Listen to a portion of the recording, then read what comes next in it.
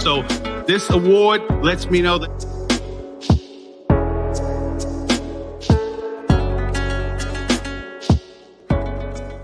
good morning, bonjour, comment ça va? Et toi, ça va très bien. Ni hao, hola, bienvenue, wan ying, bienvenidos, bienvenita, namaste, and welcome. Welcome to another exciting episode of Gem Hunter Stories. My name is Barry B. Mixon, and I am a gemmological storyteller. And what I do each week on this show is I take the art, science, history, and magic of gemstones, precious metals, and fine jewelry, and I put it all together into a story. What I've discovered over the years is that the whole history of mankind revolves around gemstones and precious metals. So what I do is I take those stories and then use them as a template, as an inception point, as a bridge to help people, to empower people, to remind people to take time to discover the value of their own stories, of who they are, what are they made out of, and more importantly, to see how you resonate with the light. I want to first say to you, to those of you born in April, happy birthday. This is your month. It's cloudy and rainy here in Chicago, but I hope in your life there's sunshine. So happy birthday to all of you born in April. And for me, as I was putting together this show, I realized something. I realized that for me, this is an anniversary. I didn't even think about it. This is the anniversary of not only just the gem hunter, but the being a gemmological storyteller. Because it was 20 years ago that I began this journey. This is my 20th anniversary as a gemmological storyteller.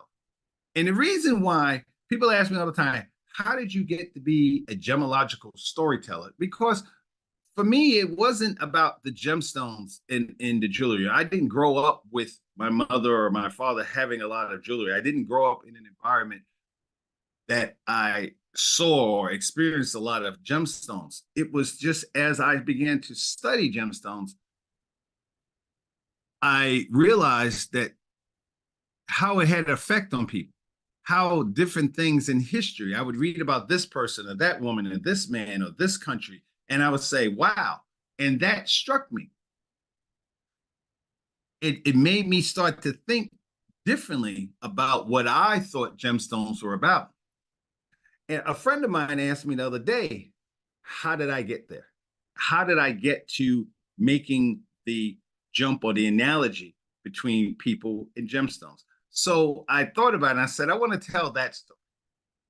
I want to tell. So first of all, this is the 20th anniversary. So when you are celebrating your 20th anniversary, the stone for your 20th anniversary is an emerald, which is interesting because we were just talking about beryls last month in March.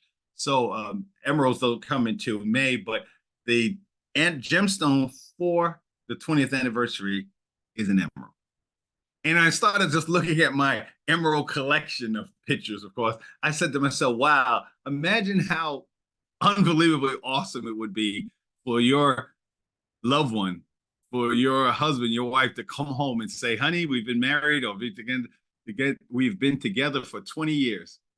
Here's an emerald. So imagine this being your anniversary gift. So I give this gift to all of you who are celebrating a 20th anniversary. This is the gift that I give to myself for my 20th anniversary. Emerald, look at this piece. This is just spectacular. But when you start looking at emeralds, when you start looking at just gemstones as a whole, you really begin to see a pattern of what a gemstone means. There's people in the audience right now, even though obviously I can't see you, can't hear you. I know you're looking at this ring, especially if green or emerald is your color, and you're like, and the question that kept coming back and forth in my mind is, What other substance in the world makes people collectively feel the same way about something? Think about it. Nothing inspires people the way gemstones do, especially for the beginning of time. Gemstones and precious metals have been around for the whole history of mankind, 25,000 years. And gemstones have been there.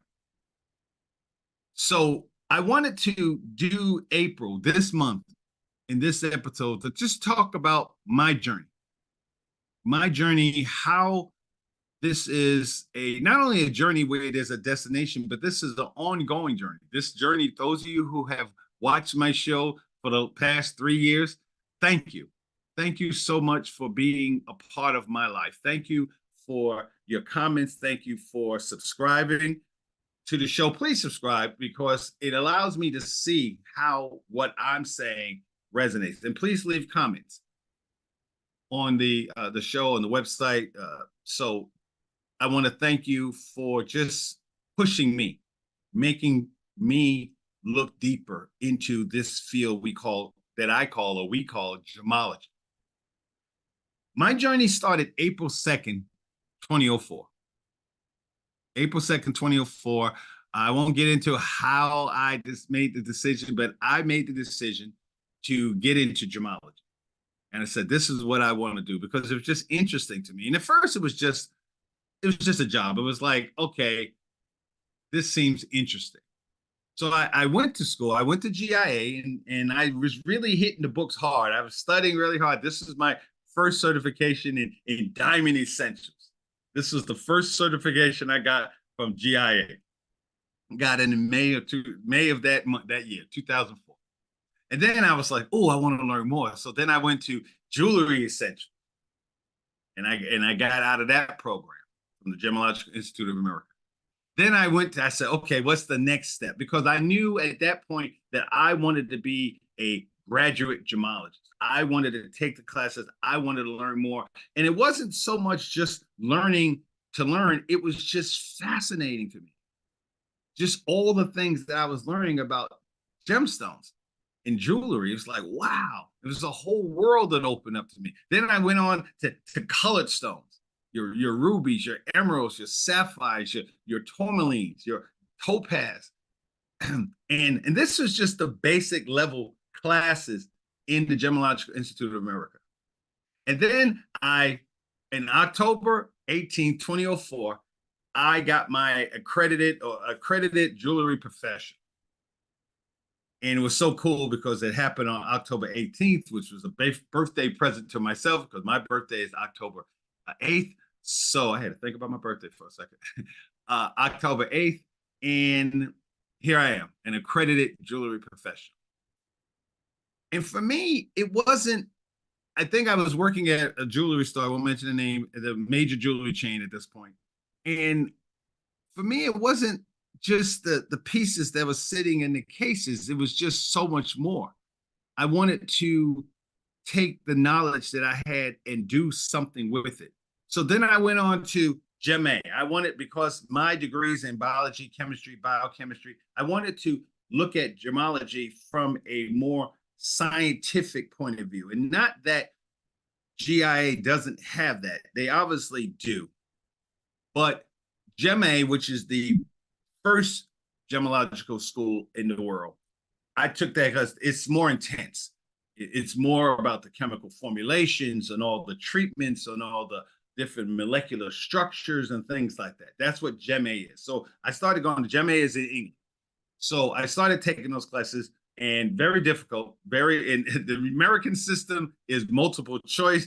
Gem-A, the British European system, it's essay. They will literally just put a stone in front of you and say, tell me the 12 different variations of the stone. You're like, what? That was the first question. So, and I went on to that. And then I started taking classes the way I'm at now, which is the International School of Gemmology with Robert James. And just a shameless plug, if you really want to learn about gemmology, again, nothing wrong with GIA. Gem-A is a wonderful experience, whether you go to England or do it online. But In the 20 years that I've been studying gemology, I've never seen a program or experienced a program that really brings it all together. And I truly thank Robert James and the International School of Gemology to just making it work for me in my head. Because to be honest with you, I know I didn't want to work in a jewelry store. I was doing appraisals already, but I just said there has to be more to this, not so much from a monetary point of view, but just from a spiritual point of view. To me, this journey has been a journey of why people feel the way they feel about gemstones. How has countries and civilizations been created and destroyed because of gemstones? When you think about whether it be the slave trade to North America or to the Americas, South America, Columbus, all of that really came about because of gemstones. And what the International School of Gemology does, and Robert James, who's the president and the leader of that school and primary teacher, Robert James has his graduate gemologist degree from GIA. He also has his FGA from the School of Gemmological Association of Great Britain. But what he's done is created a school that really brings it all together and puts answered the questions that I had about why. So if you're interested in studying gemology, that's the place to go. And I'm still taking classes with him. And every day I take classes, it's like, wow, it's like opening up a whole brand new. Because gemology is an art. It really is. It's, even though it's science, it's an art. And I love biology. I love chemistry. I won't say I love physics. I like physics. I appreciate physics, biochemistry. But gemology just really brings it all together in such an amazing way, because all those concepts, or many of those concepts that you study in different sciences, come together in gemology. So gemology is an art. You have to think about it. You have to, someone who is a diamantaire, someone who cuts gemstones, someone who, or a lapidary, someone who works with colored stones, they have to see it. There's no instruction books that say, oh, well, if you're going to cut this diamond, cut it in this way, this angle, you'll get this. There's no diagrams that say put A plus B plus C. No, someone who is a gemologist, someone who is a lapidary, someone who is a diamantaire, they saw this in their minds before they made the first cut. And there's no oops. As someone who has actually cut a diamond, polished and fashioned a diamond, there's no oops. There's no like, oh man, let me start all over again. You have to know what you're doing. You have to already see it. And I know that for a fact because my business partner at the time, Cosette Barrett, she's a master designer. She would see things in her mind and I'm like, what? What do you see? I would see the stone. I would know the color, but the design and how it all came together. That's what she taught me, that you have to know what to do and how to do it. It's just like doing music or being a fashion designer or artist. So gemology is an art. Gemology is also an art form because it defines how do you work with metals? What type of gemstones, the heat, the pressure, what do you have to do to create something like that? Look at it. That's not something that you just put together. You have to see it. You have to find the gemstones to match the design that you want. So you have to take something that was a rough gemstone and cut it in such a way and look at it and examine it in such a way that they match, that there's a synergy between the sparkle, the scintillation, the fire, the color. All those things have to come together. Gemology is transformative. I tell people all the time that when you study gemology, you're not the same person. You don't look at the world in the same way. You look at the world from a point of view of what is it? What is it? You no longer just look at black and white, because if you know, have you been if you've been watching this show for a while, that you can't just look at a gemstone, especially not at a professional level, and just decide what it is, because there's so many other gemstones that may have that same color. They may have that same reaction towards things, that may have that same transparency. So you can't just look at a green stone or a red stone or a blue stone and just say that's an emerald, that's a ruby, that's a sapphire. Can't do it. And so when you start looking at the world like that in a microscopic level, molecular level, you start looking at people like that. You start asking yourself the question, how did they get to be who they are? How did this gemstone become? What was it? How did the Diamantaire, when he first cut that stone, what did he see? How did he see this? And you begin to extrapolate that out to yourself, to what your plans are. I remember seeing, this is called the Millennium Diamond, one of the most incredible diamonds, perfect diamonds in the world. And what touched me about when I saw this stone, and I showed you this stone a long time ago and a couple of times since, what touched me about when I found out about the stone is they use this woman who comes from the same place in Africa to advertise, to showcase this diamond. And I was so touched by just not only just the beauty of the gemstone, but her beauty. That the same land that produced that gemstone is the same land, the same culture, the same continent that produced this woman. To the point where you just don't know what to look at least to me. Do you look at her? Do you look at the diamond? Or do you see the beauty in both? So gemology is transformative, in my opinion. You can learn a lot from gemstones. And what I started to learn over the years is to answer my friend's question about how did I start to put people and gemstones together. As you start studying gemstones, so many of the characteristics that you see in gemstones, the hardness, the softness, the way it reacts towards different things, how did it come about? You begin to start seeing those same characteristics in people. So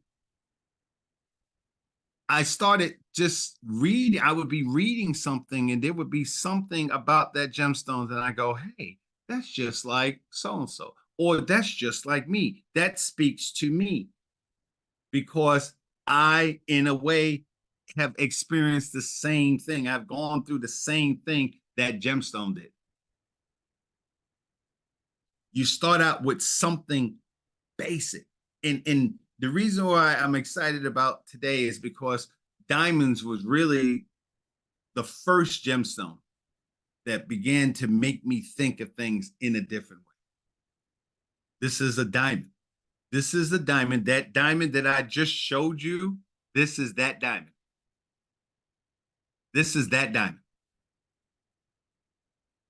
So imagine something that ended up like this, of absolutely magnificent gemstone, being held by an absolutely breathtakingly beautiful woman or beautiful person, because I think they could easily have found a man to hold the gemstone and it would have had even a different meaning than her holding the gemstone. Not better, just different. And you learn that that gemstone is this. Think about that for a second. You begin to see the world in a different way. I am not the same person today as I was 20 years ago. I'm not, because of gemology. So I wanted to do a show today talking about the 10 life lessons that I have learned from diamonds. And it fits for every gemstone, but since this is April, and this is the gemstone for April is diamonds, I want to show you, take you through that process of learning how you can learn so much about yourself and people around you in the world that you live in from gemstones, and in this case, diamonds. Look at this. Look how beautiful this gemstone is. And when you realize what it's made out of, when you realize that this is a gemstone, the reason why you see those colors is because of the way it's put together, the way what it's made out of, the things that it had to go through to get to this point. Millions, billions of years it took to make this diamond. And in my mind, you can see, you can make that analogy with yourself. So let's start from the beginning. The periodic table. I want you to understand that one of the first things that I began to think about studying gemstones is that we are all made out of the same stuff. I don't care what your nationality is. I don't care what your race is. I don't care what your gender is. I don't care what your religion is. You are on this table. Who you are is part of the periodic table of elements. So one of the first things you have to understand when you're studying gemstones is gemstones are us and we are gemstones. We are just the organic version of it versus a gemstone that's inorganic.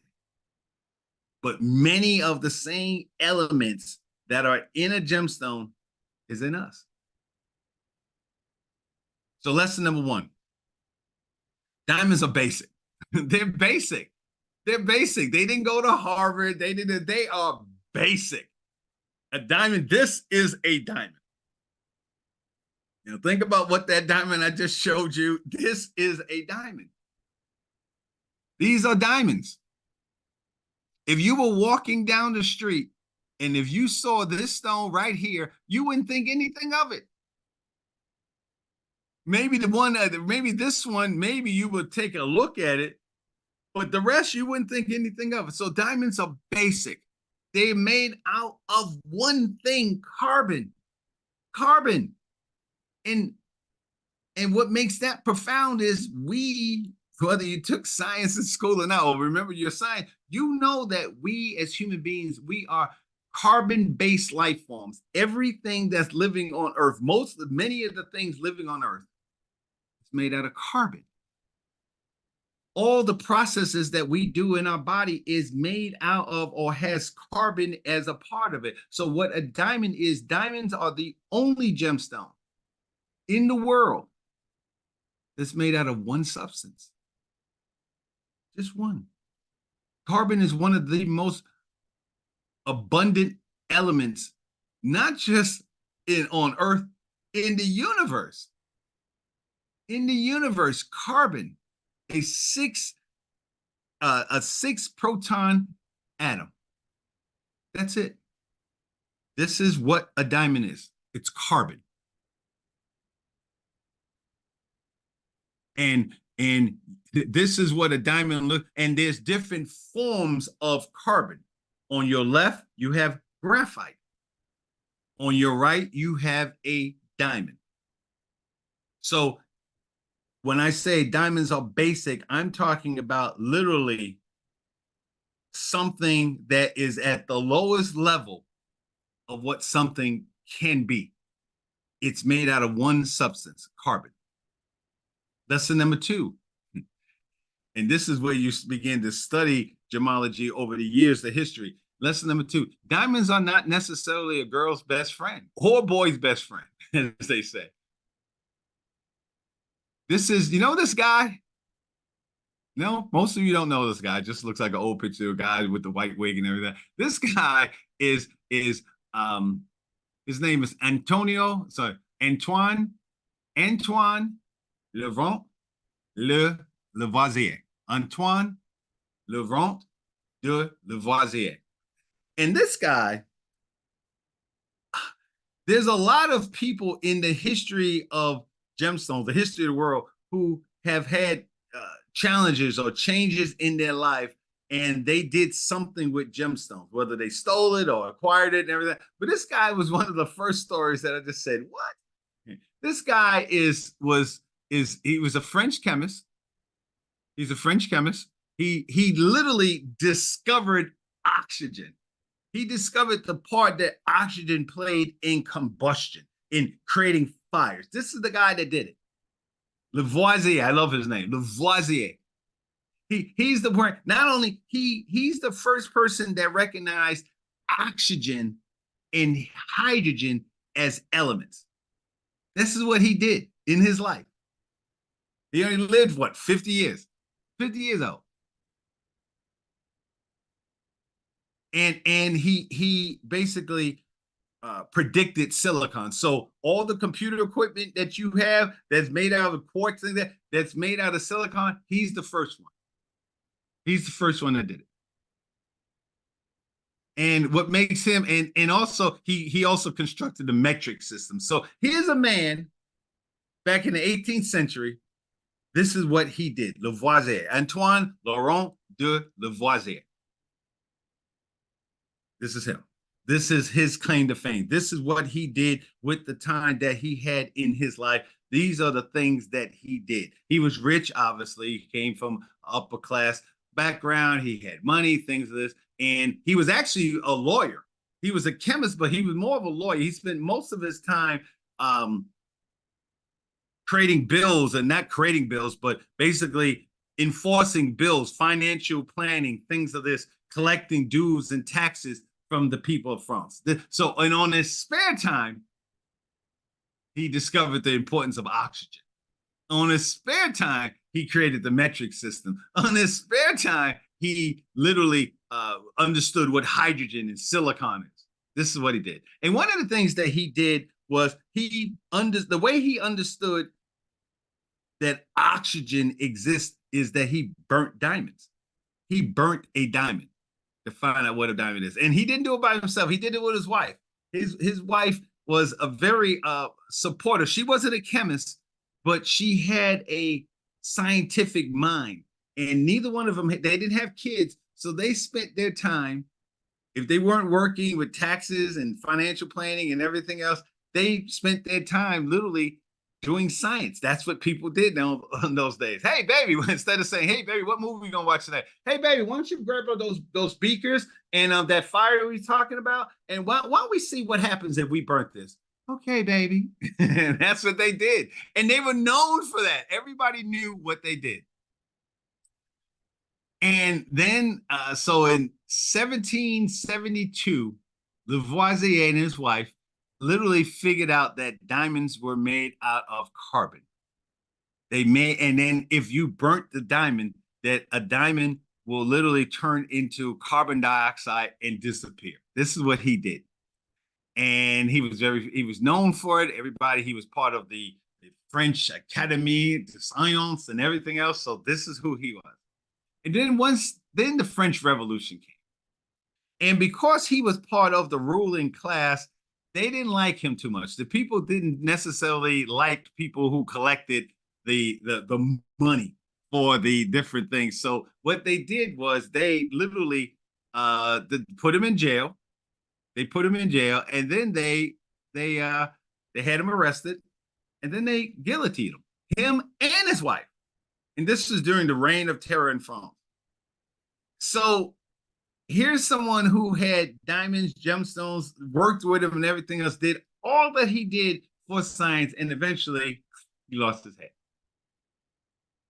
He lost his head. So everything, when you take a deep breath of oxygen today, air as we call it, understand that the person who understood what it was got his head taken off, and his wife. In fact, the reason why he didn't leave France when when the reign of terror happened was because he felt that his contribution to science was so awesome that nobody would kill him. Nobody would take off his head. Not So I learned that just because you have diamonds, the same thing happened to Marie Antoinette. Marie Antoinette had a whole bag of diamonds that she gave to her friend, one of the nobles in England. Just kind of, can you hold this to me for me while I'm in jail? And of course, she never came back. So that's what I got out of that, was like how you can have all this and still not make it. So that's what was going on with that. Lesson number 3. And this spoke to me when I began to see where diamonds come from. Diamonds are from the hood. Diamonds don't come from, despite all the things that we associate with diamonds don't come from nice places. Never, never. There's no place where there's a diamond grove or a nice diamond valley or a nice place like, you know what, you should go to Nambia, and there's such a nice diamond field. You should see it. No, diamonds come from the hood. But if you lived there, you would be in the hood. Okay, you would live in a rural area. All right, so that's what diamonds come. Diamonds come from places that are not necessarily fun places to be. They're not. They're not exciting places to be at. I'm trying to find. Diamonds don't come from exciting places. They don't. They come from places that are bad. They come from bad places. They come from places that are not necessarily. Oh, I know where my cursor is. Okay. They come from places that are necessarily, because of the structure of the gemstone, because of the structure of what it is. That's where diamonds come from. They come from these huge plants. You notice there's nothing else. Everything. This is a diamond mining facility. So when you are given a diamond, when someone presents you with the beauty of a diamond, what I got out of diamonds is understanding that just what you see is not where it necessarily comes from. This beautiful diamond came from a place that looked like this. So that spoke to me, because imagine many of us, like myself, we came from the hood. We came from places that are not necessarily the best places in the world, and yet this is what we became. We have the potential to become this. That's what I learned. That's what I learned from diamond. And when we come back, we're going to talk about how you can use that for your own benefit. How you can take something that came from nothing and extrapolate that out to your own life. And we'll talk about that when we come back from the other side.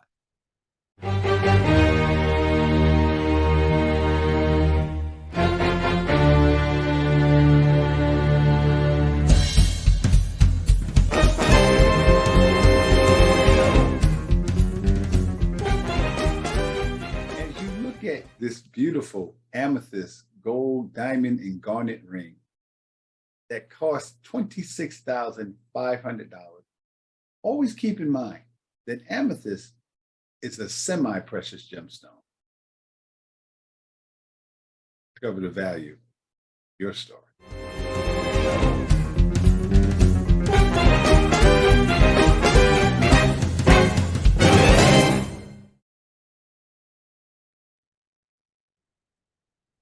Okay, we're back. Lesson number 4, perseverance. One of the things that I got out of studying gemology is what perseverance means. Because a gemstone, you have to believe. I always, and I've talked about this before, the guys that got on those ships that decided to cross the ocean, even though they know that there was a high chance that they wouldn't make it, the people who dig, when you dig for a diamond, the same thing with gold. I'm going to do a whole show. I did one before, but I'm going to do a whole show about gold diggers. When you call somebody a gold digger, although we take it as an insult, it's not really an insult. It's someone who worked really hard. But we're talking about diamond right now. So perseverance. You have to believe in yourself when you're mining for gemstones, not just for diamonds, for any gemstones, but especially diamonds. This is a diamond miner. Notice he's in a cold place. He's rocks. There's no protective equipment and everything. He's just there out there with a light and his drill. That's what he's doing. This is the guy. Look at the field. Look where he's at. This is the man. There's no North Face equipment. He doesn't have Columbia gloves and everything else. There's no Caterpillar trucks. This is him in the middle of a field digging for diamonds. And I learned that because the way I worked through my way through school as I was studying gemology, my ex-wife was a executive in a construction firm.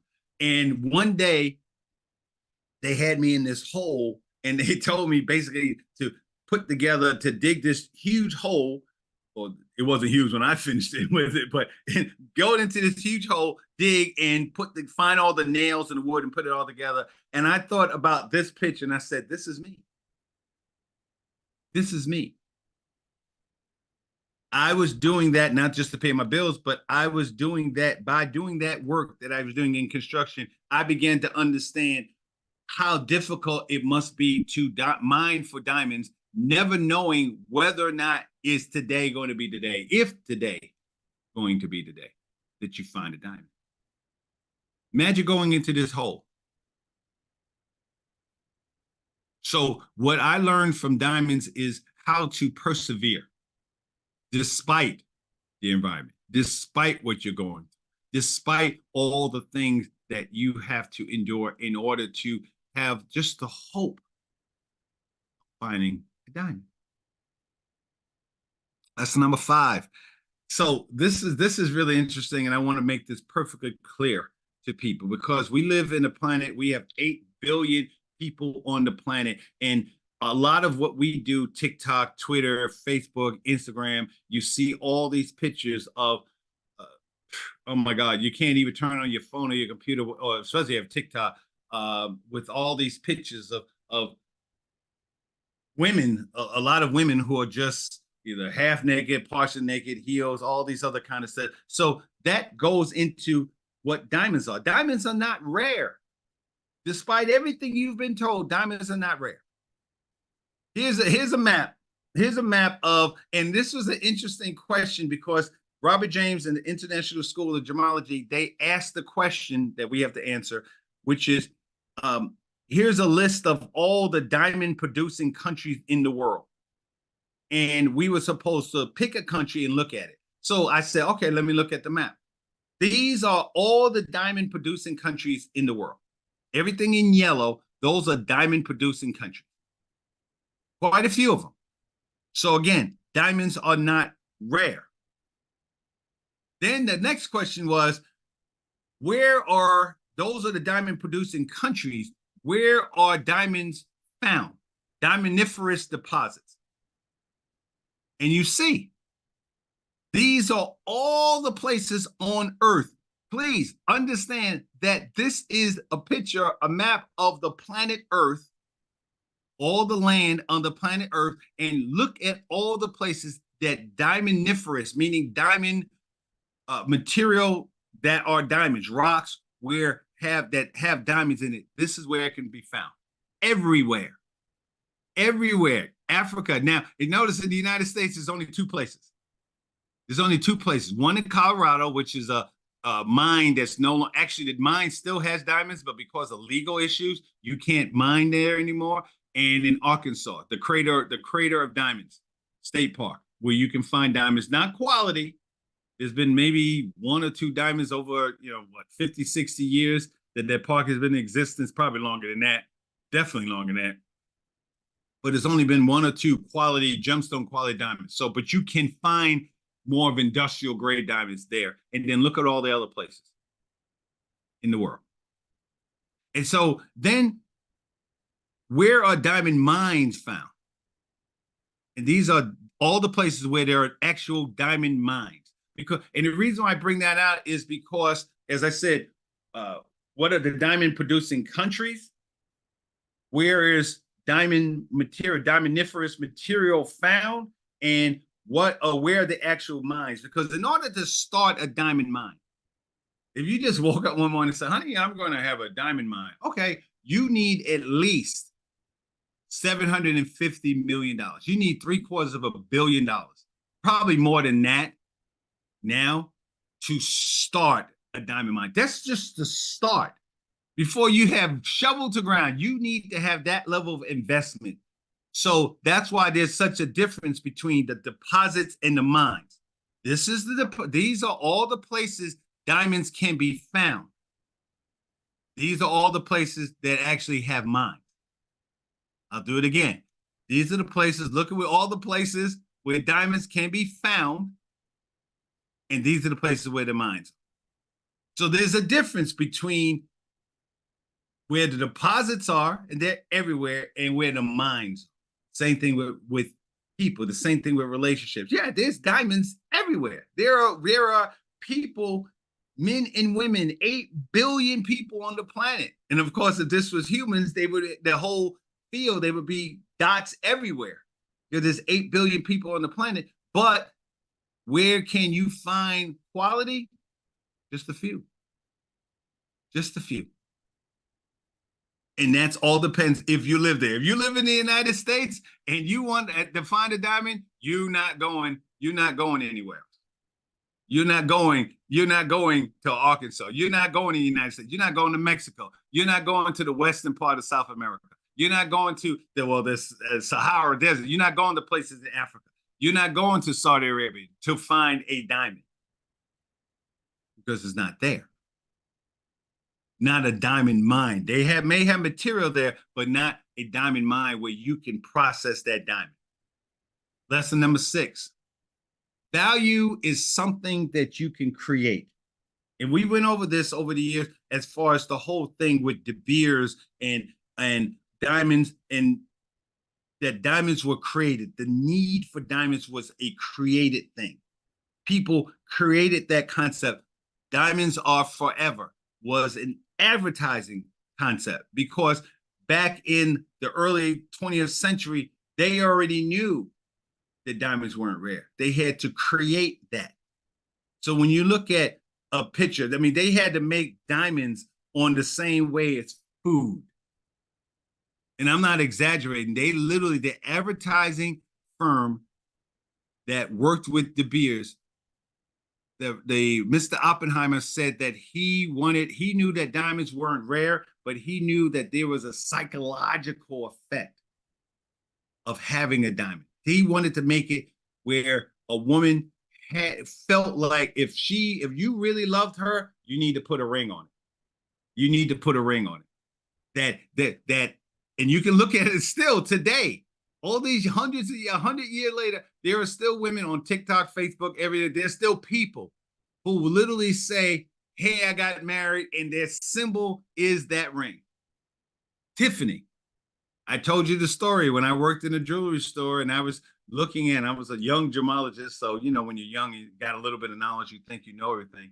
So this woman says, I'm comparing a 1-carat round brilliant diamond solitaire, and we had obviously a much lower price, the store that I worked at, than Tiffany's.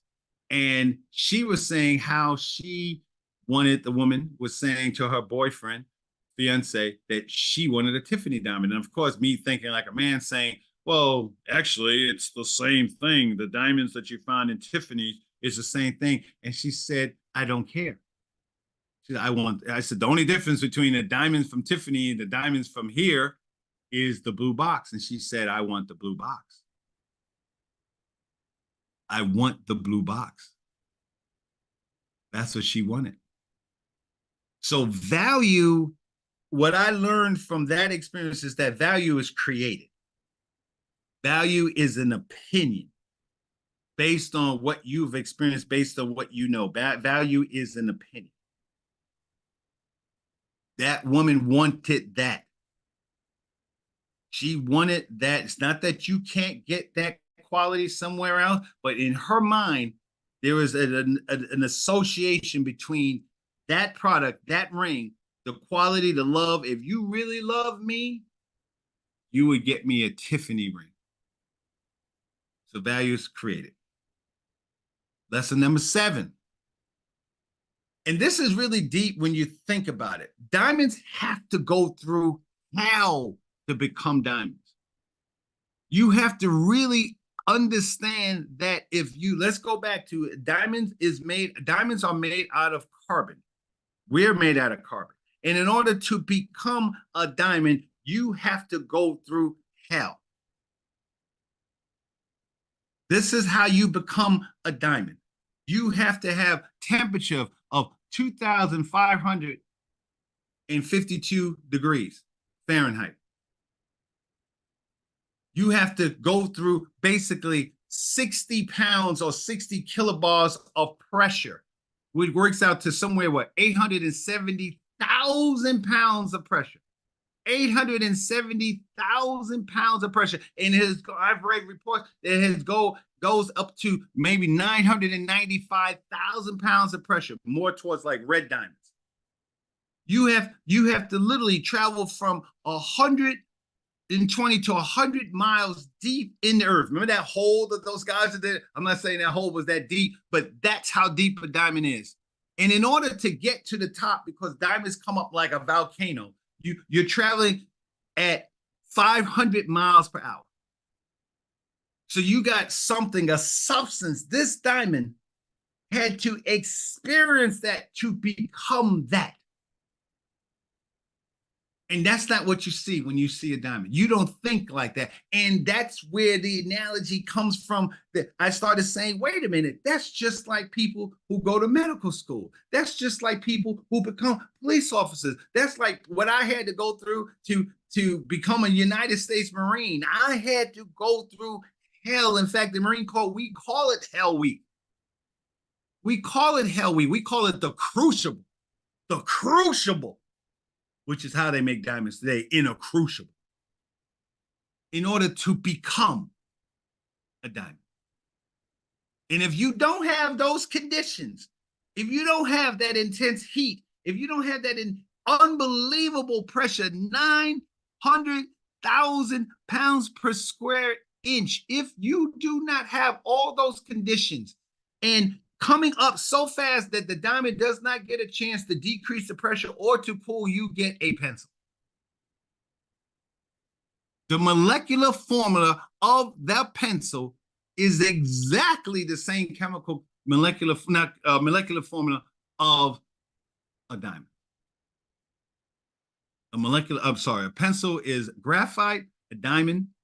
A graphite is carbon, a diamond is carbon. So every time you hold a pencil in your hand, basically, it's a diamond that didn't make it. It's a diamond that didn't make it. So when you think about what that diamond had to go through to become a diamond, to me, you can extrapolate that to your own life. Think about what you're going through right now. Think about the things that you've already overcome to be where you're at.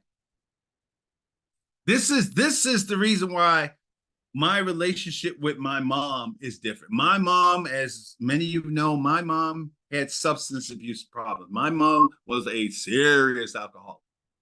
And there was a lot of things that came out of that, a lot of horrible things that happened to me in my life, abusive things. And the reason why I can sit here and tell you today that my love for my mother is exponentially different than the way I felt about her for many, many years was because of this. Because I said to myself, maybe my mother was the crucible that I had to go through. Maybe the stress and the pressure and the temperatures and all the things that she did was what I needed to go through to become the gemstone. I won't say I'm a diamond, but at least the gemstone that I am today. And see, that's the thing about gemology. Many of the things that we have not figured out in our own lives, when you look at gemology has already got it figured out. It's already nature, the universe has already figured that out on a molecular level. All you have to do is extrapolate it out. That's what this show is about. Taking those same principles, anybody who's gone through nursing school, if you're a mom, you know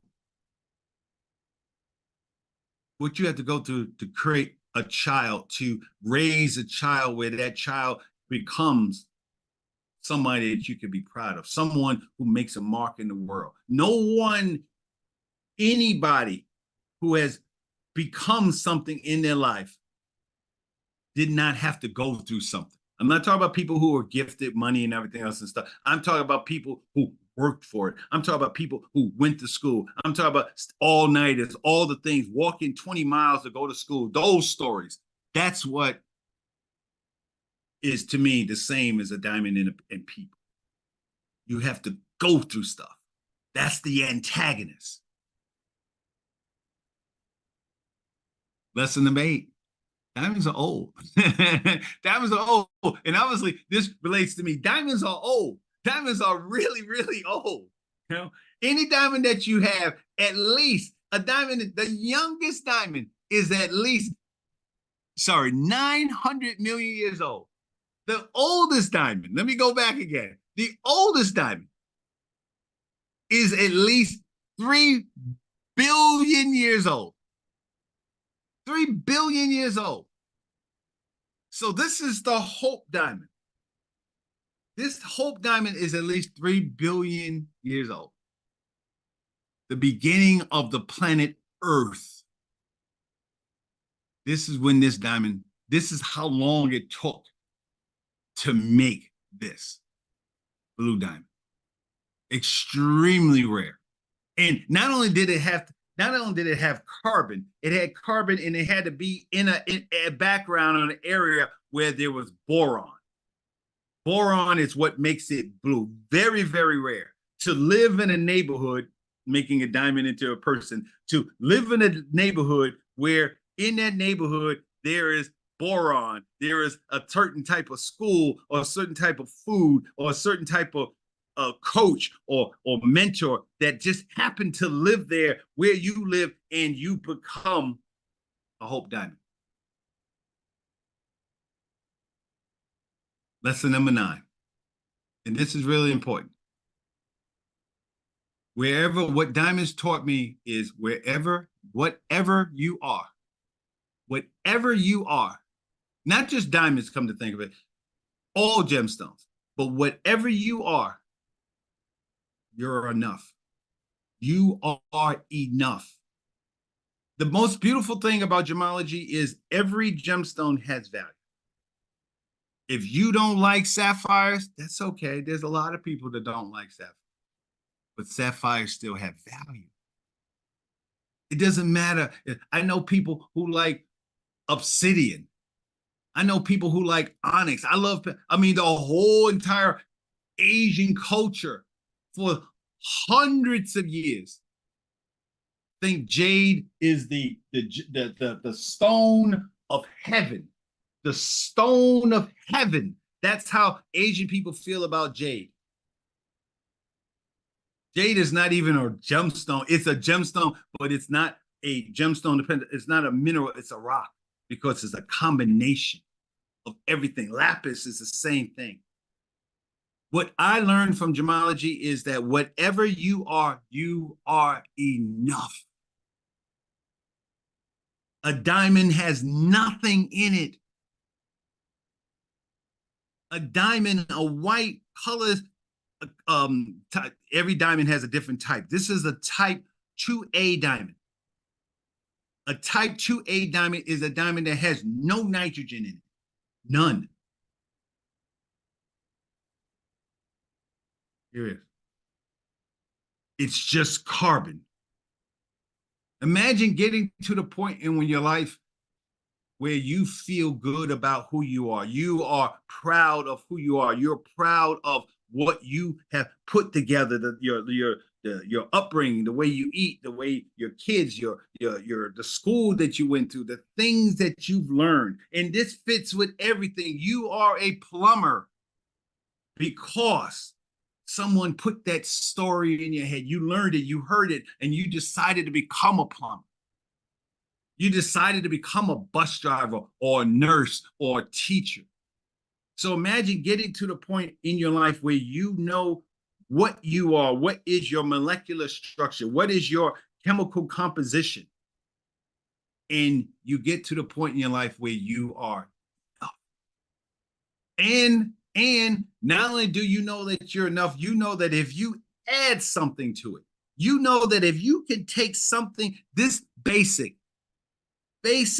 carbon, crystallized carbon, because of the heat and the pressure, you know, when you study gemstones, you begin to understand that only thing it takes to change this is you add something inside of who you are. What's inside, what is inside of you dictates who you are. It dictates how you interact with the light.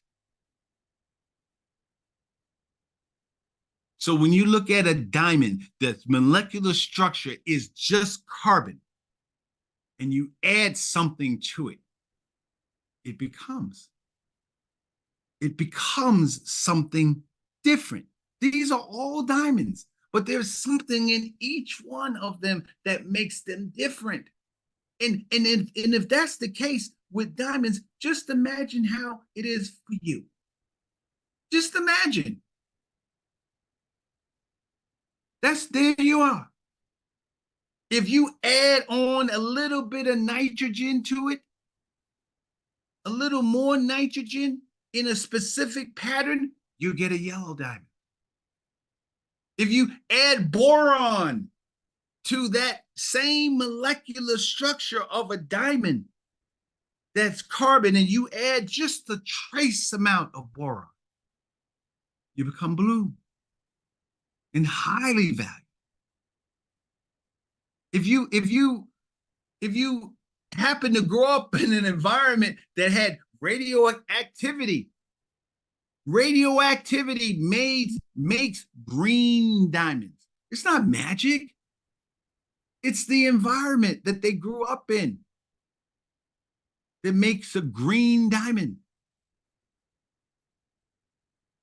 If you experience not only just the normal pressures of a diamond, but if you experience pressure and temperature on such a high degree that you are shifted, you are transformed to the point where the same molecular structure that other diamonds have, no, you've experienced so much more that it literally changes your molecular structure. What's the word?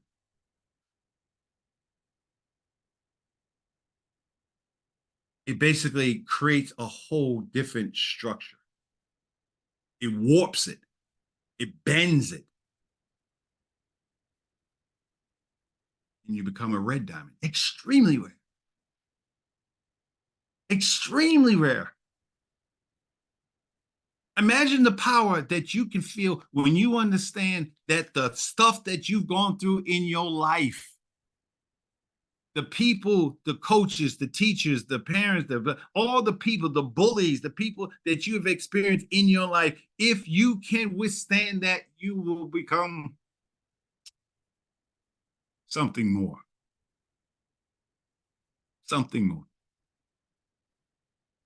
That's what that scene from Batman Begins talks about, when he said that if you make yourself more than just a man, if you make yourself more than just a woman, if you devote yourself to an ideal, and then if they can't stop you, you will become something else entirely. Batman, Bruce Wayne says, he says, legend. That's what a red diamond. A red diamond is a gemstone that has experienced tremendous, unbelievable heat and pressure and all the things they've gone through. and yet it became a red diamond. A diamond shows the world how you can have nothing, absolutely nothing, one element, and become something extraordinary. Just carbon, just carbon. That's all you got. That's all a diamond is. It's carbon. Basic. The only gemstone in what, there's 4,000 different gemstones, 250 that are like really kind of known. And diamond's the only one that's made out of one thing. And from that becomes that. Becomes that. That's been my journey. Enough. When you understand your story, and you understand your story, from your story becomes value. And when you begin to understand the value of who you are, then you'll finally get to the point in your life where you realize that you are enough.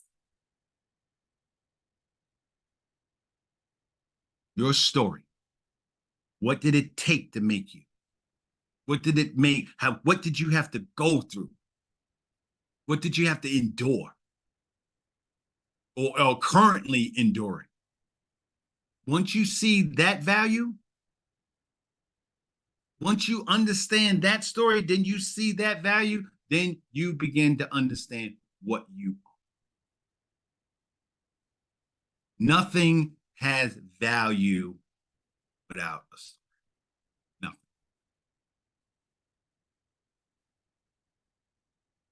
So that's my story. That's what this show is about each and every week. That's what this journey, that's why it's called Gem Hunter Stories, because it's not just my story, it's the story of people. It's a story that all of us are going through. I guarantee that the 8 billion people on the planet, and every one of us are going through a story. And what I want to impress upon you